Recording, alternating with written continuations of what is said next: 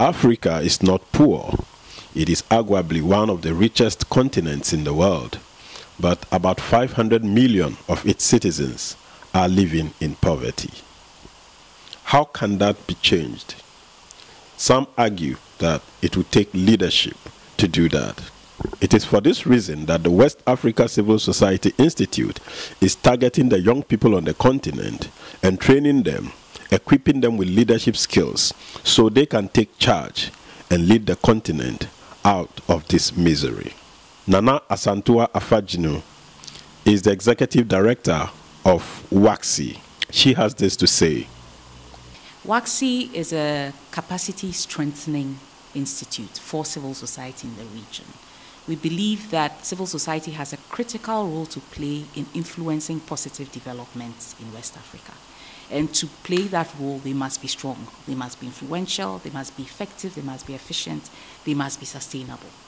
And so that is the role that WACSI plays, to facilitate that kind of strengthening, to enable civil society play its rightful role. How do you do that? We do it through a number of ways. One is through training. Another is through leadership development, particularly targeting the youth. Another is through knowledge management, using research, because we believe that you need to do things based on knowledge. And so using research to generate the knowledge and also disseminate knowledge on the sector and on things affecting the sector, for the sector and other stakeholders to use. And we also do policy advocacy, but our policy advocacy is based on issues affecting the sector. So things related to, for example, creating an enabling environment for civil society to thrive, legal, policy, regulatory environments, and looking at things like funding and the issue of resource mobilization for the sector to sustain itself. So those are the key areas that we focus on. Professor Patrick Utomi, the keynote speaker, shared insights on leadership and leadership principles and encouraged the fellows to learn and imbibe the skills. We talk about leadership all the time. Why does leadership matter?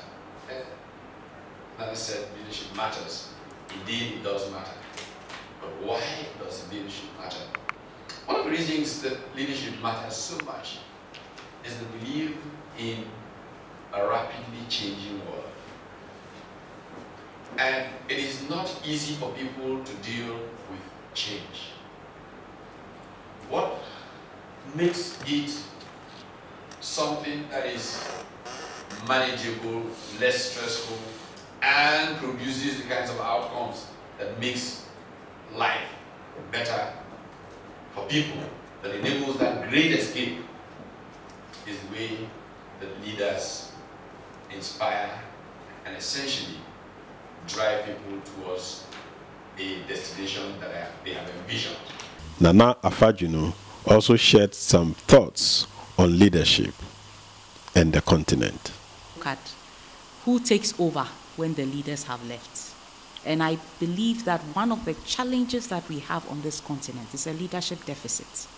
Why do you say so? I would give a very clear example. I mean, the Mo Ibrahim Prize, which is given about $5 million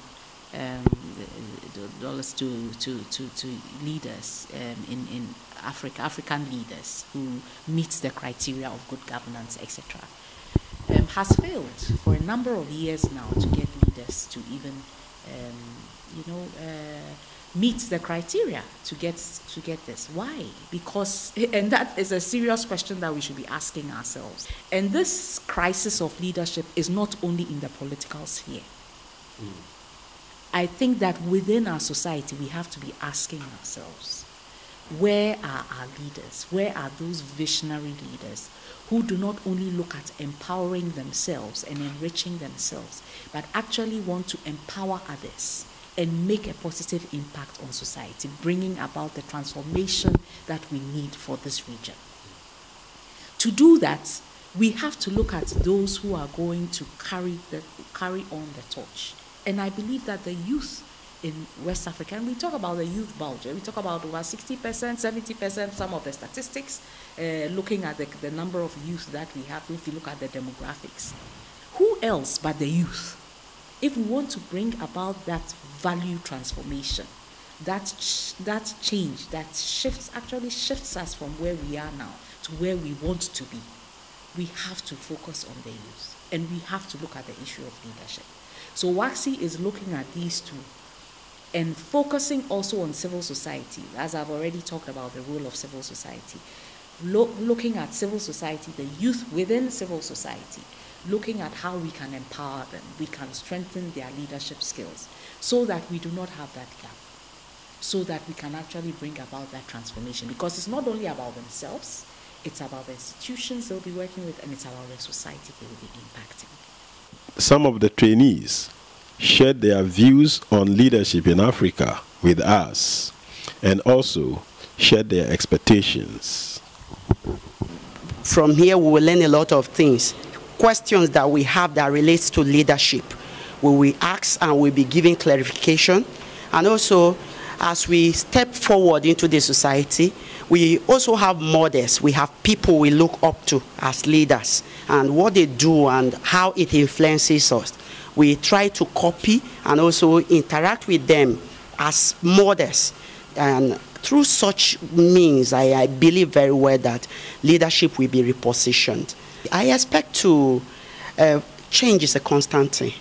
Lapses I had about myself as it relates to leadership, I will moderate on them based on what I have been taught and how I will be able to translate it into the society, how it will work best, given the perspective of where I am coming from. Because leadership certainly cannot be a general thing. What works here may not work there. So after the training, I will look at what model of leadership that will work best for me at the part of my country where I come from. For me, I think there's one thing we need to do away with when it comes to leadership, the aspect of age. And I can tell people that age should not be a limit, or it should not be a standard set for leadership. We got young people who can do it. We still need the older ones around, but at least give the younger generation the opportunity to prove themselves, and you can guide them in the process. This training going to add a lot to my life and going to improve my skill, my leadership skills. And that I know that as I'm leaving from here, I'm going back to my country with a lot of energy, and I'm going to be fortified to execute whatever I've learned here, and I'm going to pass it on to people who I work with. I don't want to call them my followers. They are here, so I don't want to call them my followers.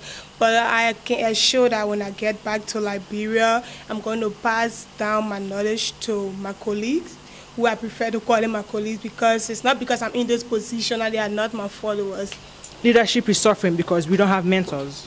We don't have people that are willing to guide younger generation, to teach them or to show them the way for them to be able to take over from them. So that's why we always have this issue of experience and issue of age. But then in the developed countries, at a very young age, people are being groomed, people are being trained. So the issue of age is not a problem. Before coming here, I assumed that leadership goes hand in hand with position. It goes hand in hand with knowledge.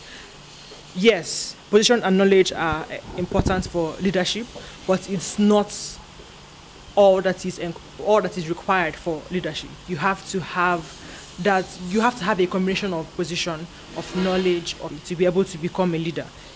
Leadership is not a one-off thing. It's a process, and every single day as you grow and as you find solutions and as you can influence others to see things from your own perspective, that makes you a leader.